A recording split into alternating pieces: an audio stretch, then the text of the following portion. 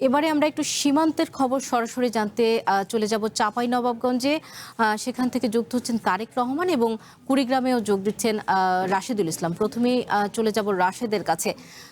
রাশেদ, সীমান্তের অবস্থা কেমন দেখছেন? সেখানে নিরাপত্তা ব্যবস্থা নিয়ে প্রশাসন কি বলছে, বিজেপি কি বলছে, একটু বিস্তারিত জানাবেন আমাদের। মানুষগুলো ভালো পরিস্থিতির মধ্যে নেই।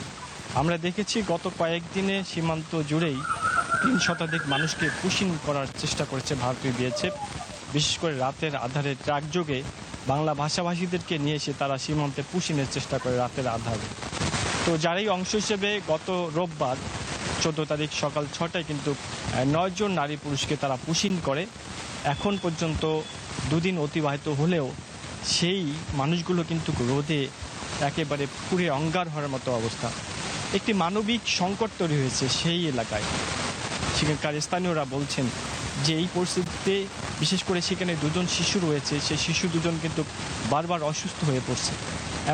এমন মানবিক সংকটে সেখানকার স্থানীয়রা শুকনো খাবার এবং পানি দিচ্ছে এবং কেউ ছাতা দিচ্ছে। এইভাবে কিন্তু সেখানকার সেই মানুষগুলোকে আগলে রাখার চেষ্টা করছে সীমান্তবাসী।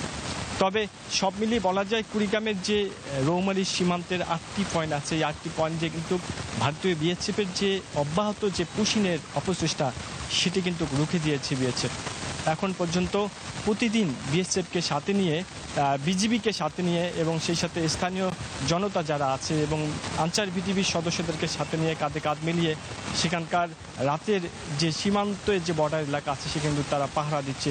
নিদ্রাহীনভাবে তারা দেশত্ববোধকে ধারণ করে সেখানকার স্থানীয়রা কিন্তু বিজিবির সাথে তারা বর্ডার নিরাপত্তা বহাল রেখেছে। তবে আমি কথা বলেছি এখানকার যে 35 বিজিবির লেফটেন্যান্ট কর্নেল অধিনায়ক হাসানুর রহমান, তিনি যেটি জানিয়েছেন দেশের সার্বভৌমত্ব রক্ষায় এবং দেশের নিরাপত্তা রক্ষায় সীমান্তে কোনো প্রকার অবৈধ অনুপ্রবেশ, হত্যাকাণ্ড কিংবা কোনো প্রকার অপ্রীতিকর ঘটনা তারা ঘটতে দিবে না। তারা একেবারেই জিরো টলারেন্স নীতি গ্রহণ করেছে।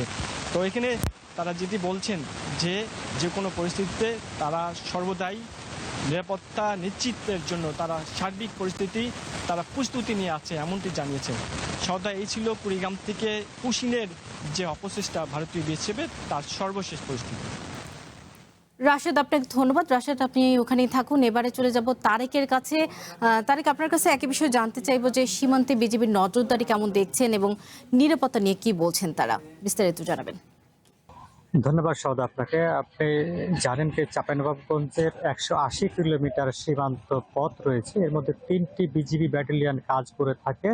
এসব সীমান্ত এলাকার মধ্যে 50 কিলোমিটার তার কাটার বেড়া নাই, অর্থাৎ এসব এলাকাতে নদী বেষ্টিত এলাকা।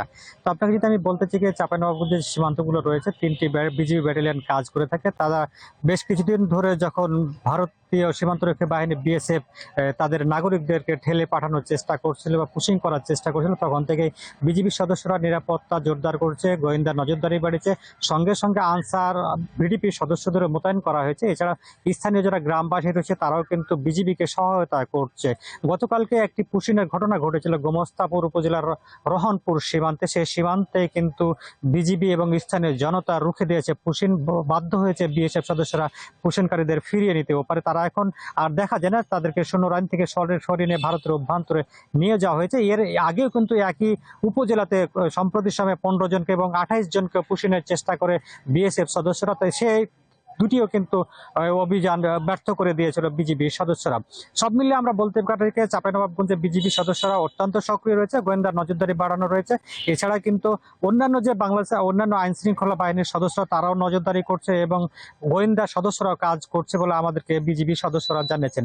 বিজিবি বলছেন যে চাঁপাইনবাবগঞ্জে বেশ কিছু তাই বিএসএফ সদস্যরা বাংলাদেশের বেশ কয়েকজন দালালকে শনাক্ত করে তাদের মাধ্যমে অর্থাৎ পুশিং করে আসছিলেন, অর্থাৎ বাংলাদেশের খবর পাচার করে আসছিলেন অর্থের বিনিময়ে বাংলাদেশে কিছু দালাল, তাদেরকেও তারা শনাক্তকরণের কাজ শুরু করে এবং গতকালকে প্রথমে চারজনকে এবং পরবর্তীতে পুলিশ বিভিন্ন স্থানে অভিযান চালিয়ে আরো 3 জনকে গ্রেপ্তার করে সর্বমোট 7 জন এখন পুলিশ হেফাজতে রয়েছে গোমস্তাপুর থানায়। পুলিশ আমাদেরকে জানিয়েছে তাদের বিরুদ্ধে মামলার প্রস্তুতি চলছে এবং কিছুক্ষণের মধ্যে তাদেরকে আদালতে সোপর্দ করা হবে। সব মিলে চাঁপাইনবাবগঞ্জের সীমান্ত এলাকার পরিবেশ মোটামুটি শান্ত রয়েছে আমাদেরকে জানিয়েছেন। তো সৌদা, এ ছিল আমার কাছে চাঁপাইনবাবগঞ্জের সীমান্ত পরিস্থিতি নেওয়া সর্বশেষ। তারেক, আপনাকেও ধন্যবাদ। আপনাদের দুজনকে ধন্যবাদ। চাঁপাইনবাবগঞ্জ ও কুড়িগ্রাম থেকে সীমান্তের সর্বশেষ তথ্য জানছিলাম।